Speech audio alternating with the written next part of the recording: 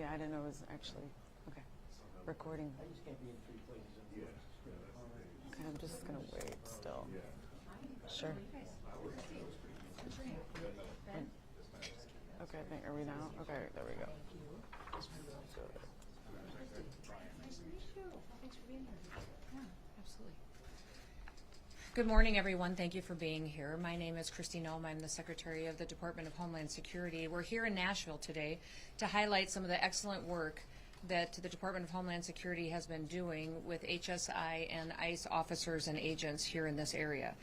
This office oversees not just operations within Nashville, but also throughout Tennessee and Kentucky, and they also are a key component to our investigative efforts that we put into the breaking up of drug and human trafficking rings. I'm so proud of this office and the agents that work here and in this area for what they do to protect children every day and what they do to protect United States citizens and get criminals off of our streets.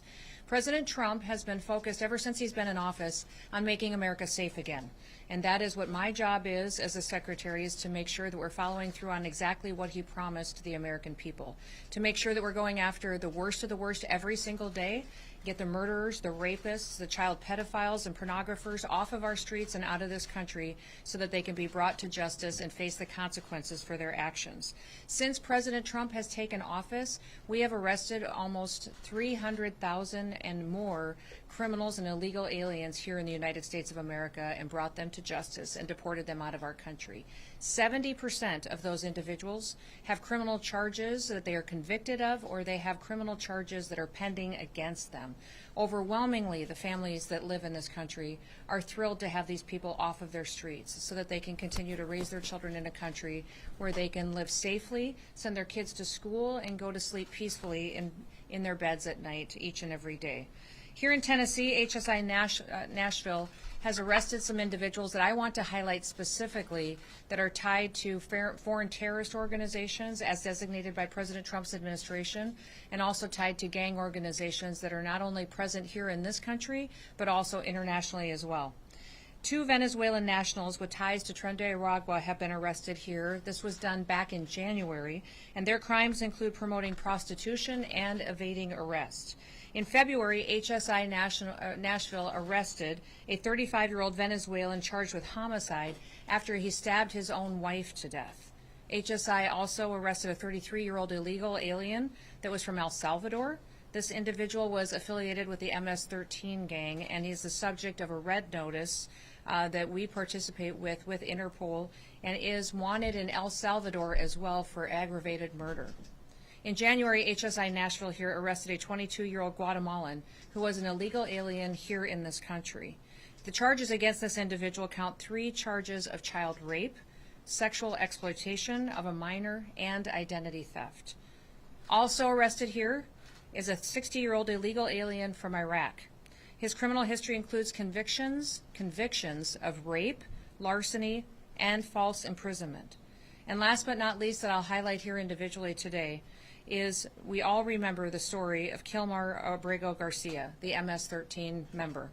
He was a human trafficker, a domestic abuser, a criminal illegal alien, and a national of El Salvador, and a member of MS-13. The mainstream media consistently tries to defend this individual as an innocent Maryland man, but I will be very clear, this man has a history and decades-long ties to a gang that has been convicted of human trafficking, and he himself has been deeply tied to those horrific charges and criminal activities. He's here in Nashville currently on federal charges for human trafficking, and the grand jury's indictment describes a monster. Abrego was a full-time human trafficker who would brutally abuse women under his control and even solicited individuals for child pornography. Now, all of these criminals are evil. They're horrible human beings. They're the worst of the worst. And America is safer because they're off of our streets, because of the work of the individuals behind me, but all of the agents and officials within HSI and ICE. Rioters, criminal thugs, legacy media, open border politicians, often you'll hear them standing up and defending the evil criminals that I've been talking about. And in the meantime, what they're doing is smearing and doxing our agents and putting them and their families at risk.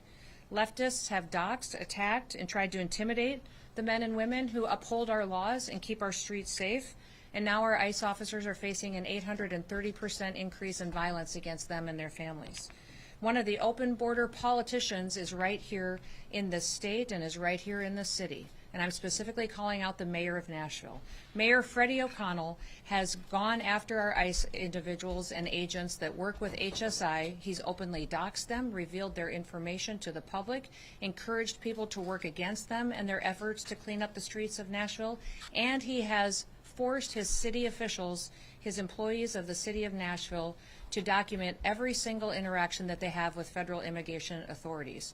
What the mayor is doing to the city is shameful, and what he needs to do is participate with us and make sure that he's helping us uphold the rule of law. Listen, if people don't like the laws in this country, go to Congress and change them. But what these agents do every single day is to uphold the law and make sure that it applies equally to everyone, and that criminals aren't placed above the American citizens that live in this city and live in this state and in this country.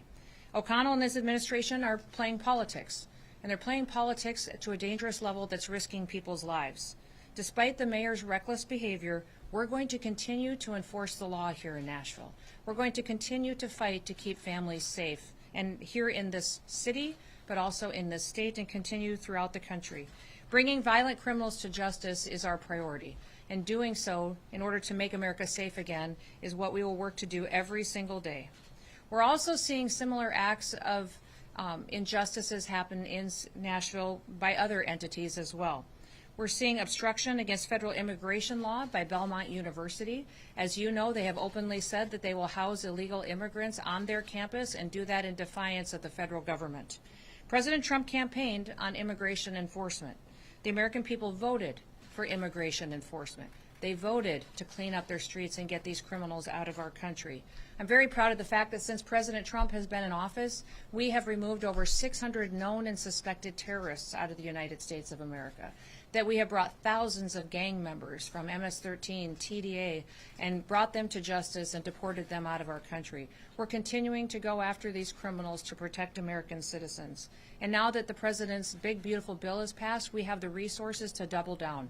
We will bring more agents to Nashville. We will bring more resources to this state. And we will make sure that even though politicians continue to play politics and try to lie about what the work is that we're doing to make America safe again, that we will continue to fight for the families that live here and make sure that these child pedophiles, these rapists, and these murderers are off our streets.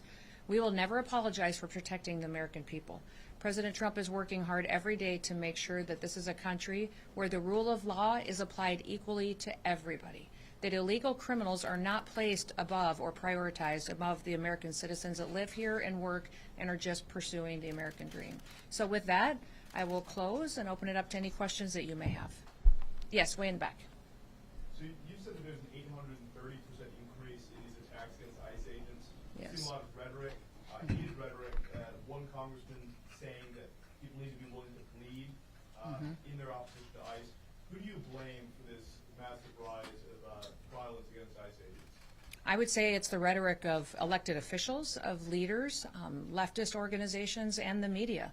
When they don't tell the truth, there's consequences for that. When they don't talk about the facts of what's happening out on our streets and what the American people need, then it gets distorted and the information is used in a way that can undermine what the rule of law is. I would encourage every single media entity that's here today to go talk to an ICE agent about what their job is, what they've been told their priorities are, and what it's like for their family every single day to go out in the streets and try to go after these criminals. The Trump administration has specifically targeted the worst of the worst. The individuals that we are going after are those that are violent criminals, those that are breaking our laws, and those that have final removal orders. And in many of these places, we've negotiated for their safe return back to their own home country. And if they're criminals, they will face consequences for their crimes. I'm grateful for the fact that we have a president that stands up for the everyday American, and I would be thrilled if people would talk about the fact that when you get a rapist off the street, how many families have we protected? When you get a murderer off the street, a pedophile off the street, look at the families that will never have to be victims because that work was done. Too much time is spent focusing on these criminals when you should be focusing on the people who have been victims in the past and the fact that we're stopping future people from becoming victims as well. Yes. But, you know, you speak of the worst of the worst. The Trump administration is going after. You see these four individuals here. 70% of them you say that ICE Why not release their names in the rap sheets? If that's the case? Well, many times the investigations are still ongoing, or they have lawyers where there's appeals going on, and so we follow the rule of law and give everybody their due process rights, but make sure that we're pursuing these criminal cases so that these individuals can face consequences for their crimes. This office here specifically is one of the most outstanding offices that we have in this nation for going after child exploitation rings and child trafficking and human trafficking. So I'm so thankful for their investigative work. They're breaking up trafficking rings that have been filtering internationally and have been using Nashville as a hub. I would encourage the mayor here to partner with them instead of fighting them, because by his rhetoric and by what he is requiring his city employees to do, and by not having the backs of these law enforcement officers, he's allowing more children to be trafficked, more children to be victimized, and more families to suffer because of his actions and his politics. But for those who are convicted and you get deported, why not release their names in the rap sheet? Oftentimes they are. Oftentimes they are. And also we have security agreements that we have negotiated with foreign countries as well, their home countries.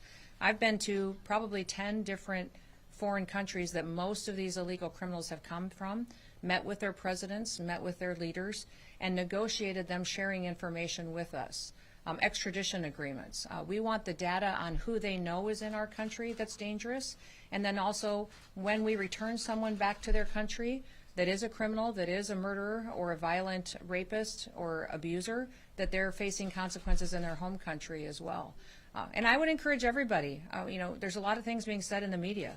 If there is someone that's in this country illegally and they're concerned about being here and interacting with our immigration officials, go home. You have the opportunity today to go back to your home country. If you go home, we will buy you a plane ticket. We will, when you land, give you $1,000 so that you can get started on your feet and provide food and housing for your family. And you have the opportunity to come back to the United States the right way.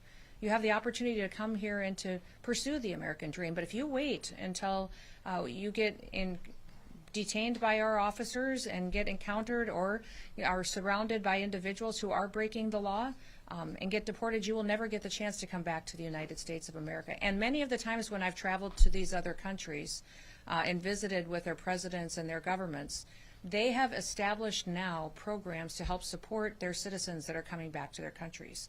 Many of these countries are setting up loan programs for houses when people come back, training for jobs that they need to have filled in their countries. They're giving children scholarships that are coming home so they can get an education and get their feet under them. So when you look at Guatemala, Honduras, Colombia, Panama, many of these countries, Mexico that I've visited, many of them are setting up programs so that when people do come home, that they have the opportunity to have a job and an education that they've never had before. And I'm proud of that work that's being done so that when individuals do things the right way, they can be rewarded for that. Yes. Madam Secretary, Tennessee has a lot of farmers that they rely on migrant workers to be able to yield their crops. So what's your message to them on what they should do? You know, what I would tell them is we've got visa programs that they can participate in to help them with their workforce issues. The H-2A visa program is under my purview, and I don't have a limit on how many of those I can issue. I would encourage them to reach out, and we can help them meet that workforce if the need is there. Many times there's people in this country as well that are looking to fill positions, but I will be very clear in saying that there will be no amnesty under the Trump administration. That individuals who are here illegally, we're hopeful that they will come and do it the right way, and that we'll make sure that we streamline and get rid of the bureaucratic hiccups and things that have slowed down the process in the past. We are streamlining the paperwork process and the application process so it's much quicker and responsive to the needs that farmers have. Yes. Because you singled out Kilmar Abrigo, I want to ask you about some of the witnesses giving testimony against him. 3 of these people have been deported multiple times. Now they're receiving some kind of pardon to stay in the U.S. Can you talk about who granted these permissions and why is this allowed for some of these people who have been deported prior, who have been convicted felons, to stay in the U.S.? Yeah, no, I can't speak to the specifics of how some of the case negotiations have been conducted, but I am grateful that this man is being brought to justice. He has a lifetime history of trafficking individuals and of taking advantage of minors, soliciting pornography from them, nude photos of them, abusing his wife, abusing other illegals, aliens that were in this country, women that were under his care while he was trafficking them. He's a horrible human being and a monster, and he should never be released free. All that is evidence that the judge finds hard to believe because it's based on the on the testimony of these 3 witnesses. I hope this judge does the right thing and brings this man to justice for the crimes that he has committed. The evidence is overwhelming, and this judge needs to make sure that he applies the law equally to every single person that shows up in his courtroom. And then I do want to ask you, because ICE operations are taking place predominantly in Latino communities, can you I wouldn't say that's true. I would say that the media has highlighted operations like that, but we have operations ongoing throughout the country every single day in communities everywhere. So I would not say that anyone could show that they're highlighted in Hispanic communities. They're highlighted in areas that we know we have investigative work and casework to show that we may have enforcement mechanisms that need to be put in place because we have criminal activities ongoing. Well, my audience is predominantly Latino, so they kind of every day say they're fearful because a lot of people have been targeted based on their skin color, not necessarily That is not their true. legal status. And so that has been another false narrative that has been put out there in the media that I absolutely want to throw back at you and say that is absolutely false, and don't you dare ever say that again.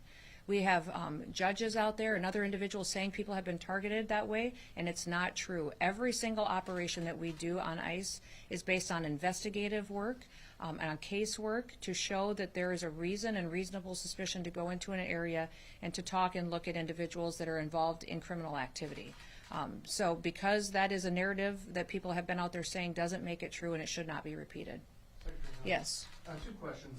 First one, just you mentioned the budget increase. Excuse me, it's going to be coming to ICE. Beyond just more personnel, more boots on the ground here, I mean, what do you see as what Nashvilleians will see in the city in terms of enforcement detention over the next few years? What's that going to actually look like? Well, what the people of Nashville will see is obviously more individuals and more agents, but they'll also see more training and equipment. We'll see more investigative tools that will be able to be utilized. My hope is that we also get the chance to work with the Department of Justice to get more immigration judges. Many times we have individuals who wait a long time to get through the immigration process, and that is one of the reasons that people point to while people get anxious to come into our country illegally is because it takes so long to do it the right way. So not only do we want to get our casework when we bring someone into our detainment processed quickly so that we can get a decision made, but also those individuals who want to come here legally, that we have the opportunity to do so in a much more streamlined manner. Are we likely to see more facilities kind of erected here in Middle? I don't think we necessarily will see more facilities. What we need is when we have a city like Nashville where the mayor is playing politics and not necessarily they're backing up our officers, you'll see more individuals to make sure that these officers are out on the street and have enough force to keep themselves safe while they do their work. And then just one follow-up on the due process. It's standard within law enforcement to release names and charges before people have gone through trial or through that legal process. I mean, that is part of due process. How can we, the press, and by extension the public, ensure that the federal government is ensuring due process if we're not allowed to know the names of these people and the charges? We are following due process on every single case. I'm not sure if you're talking specifically about a case or two, but I can follow up with you after the press conference and see if there's some you're not getting. But if we are not giving you names and data and information, it is because we are following the law and ensuring that every individual gets the due process that they need. Now, due process looks different based on what case it is and who the individual is, but we will continue to make sure that we're focusing on following the law and making sure we're bringing criminals to Do you justice. think we see more Yes. names released? We will release names as we are allowed to by the law. In the case of Kilmar Grego Garcia, there's been a lot of discussion on whether he will be deported if he's released ahead of trial. What's your perspective on whether to have him deported and potentially not stand trial because he'll be in another country? How would that work, and what's the perspective? He's standing trial now, and I hope he faces consequences for his crimes, and that that will be something that we will be able to deliver for the people that have been victimized by him and his actions over the years. And then when that is done and that process is over, he should never be allowed to be free in the United States of America. So even if he goes home to his home country, my hope is that he will be incarcerated there for the rest of his life as well. Will he remain in the United States up until the point of trial? That's not under my purview, but my hope is that he would be able to face consequences for his crimes. Yes, ma'am. Thank you. Secretary, what do you think about the Dignity Act of 2025 that was released from Maria Rivera Salazar introduced? Do you support it? Well, I've not read the act as she introduced it. I've talked to Maria extensively about it and her ideas in this legislation, and I think it's a great discussion for Congress to have. We'll continue to work with her and with the White House on what we can do to look at immigration law in this country and see what we can do to meet some of the needs that we have. Listen, immigration reform has been needed for many, many years, and I appreciate her and her leadership in bringing forward a bill that can start that discussion. Yes. Just talking about Kilmar Abrego Garcia, you've mentioned that he is, in fact, an MS-13 gang member. There was witness testimony that the attorney for Kilmar Abrego Garcia disputed that said that there were no signs or markings that he was, in fact, an MS-13 gang member. So what criteria has DHS used to, in fact, label him an MS-13 gang member? There's a large case built against Abrego Garcia, and people will continue to see that throughout trial, and they'll continue to see that throughout this case. I will say that him consistently being surrounded and working with those gang members to traffic individuals across the state for many, many years, and working in conjunction with them and targeting individuals of rival gangs against MS-13, and even helping to help facilitate the murder of a mother of one of the rival gangs that is opposed to MS-13. All of that builds into a case of work that has been done for many years against this individual. He is a monster, and he is tied to a terrorist organization that has perpetuated violence against human beings for many, many years. My hope is that he will stand trial and get the consequences of his actions, and that justice will be served for his victims. And you brought up Nashville Mayor Freddie O'Connell, that he's been going after ICE agents. I had an interaction with him where he said the real concern is not releasing the names of ICE agents, but the masking. No, that is a real concern. But It is a real concern that he has jeopardized them and their families. They face violent acts. Their families are targeted. They're doxxed. Their personal information is put out there, and people are treating them horrifically. And he needs to stop and knock it off and grow up and act like a leader and start sending his law enforcement officers to have our backs. Because what we are doing is upholding the law. We are upholding the law every single day. If he doesn't like the law, go change it. Go to the federal government and change the law. But what we are doing here is making our streets safer for the people of Nashville, and the people of Nashville overwhelmingly support getting criminals off of their streets. He should be helping us do that. Well, he's saying that the unmasking of ICE agents need to be unmasked, that's the real concern. So What is Mayor your response O'Connell's to that? much more worried about victimizing our law enforcement officers than he is going after criminals? This guy's Basically. priorities are completely screwed up, and he doesn't deserve to be a mayor. He doesn't deserve to be in office. Yes.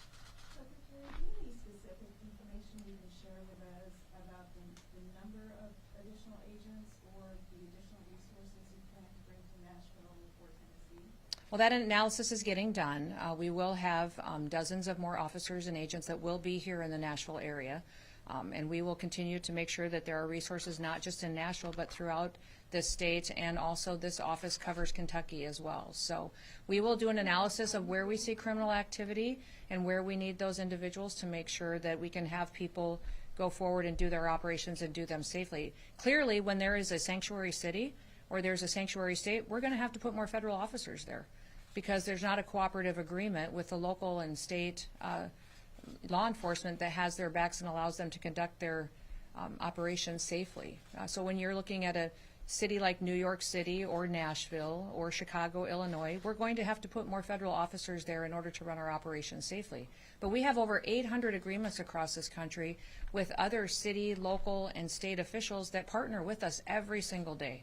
And we're so thrilled to have those leaders in those cities being grateful that we're there cleaning up their streets and getting dangerous individuals off their streets. Thousands and thousands of mayors and governors and local officials and sheriffs and city council members across this country are partnering with us and working with us every day so that when we go out and do an operation, they have our backs. And they're helping us secure locations, and they're partnering with us. It's unfortunate we don't have that kind of working relationship here in Nashville. And last question. Madam Secretary, back in May, ICE agents cooperated with THP troopers for traffic enforcement stop.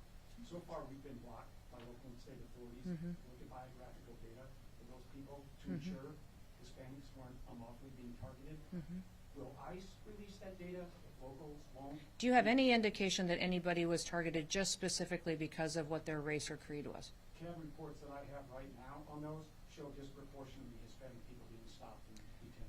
Every And so it won't single be able to enforcement release that action that we information have. and be able to see an operation, every single enforcement operation that we have conducted has been based on a casework and investigative reports on criminal activities and where we know that there is those types of things going on and individuals are located. Would you suggest All right, they release good. that information out to the We will release any information that's available that we can according to the law, and we have been extremely transparent. This has been the most transparent administration that we have had in a very long time on operations that we have on the ground. And that's one of the things that makes me so proud to work for President Trump, is that he has been an open book on making sure that he's following through on exactly what the American people have asked him to do.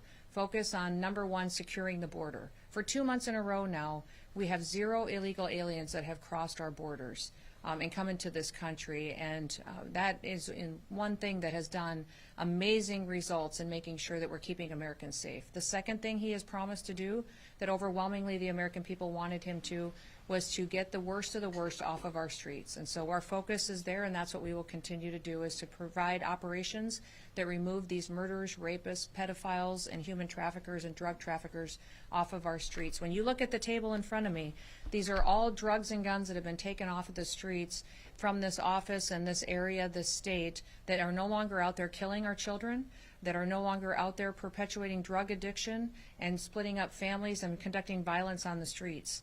They have been brought into and taken away from criminals and terrorist organizations because of the work that these officers do. My hope is that we can continue to do this kind of work and do it in a way that makes sure that we're honoring our law enforcement officers and we're recognizing the rule of law needs to be enforced and enhanced here in the United States. That's what the American people demanded, and that's what President Trump is following through on. So thank you. You guys have a wonderful day. Thank you, everybody. Terrorists who were arrested. Are you Thank concerned you, about guys. people impersonating ICE agents? Does it not make the U.S. less safe if you just deport terrorists instead of charge them and jail them? Thank you, guys. Appreciate it. That's it.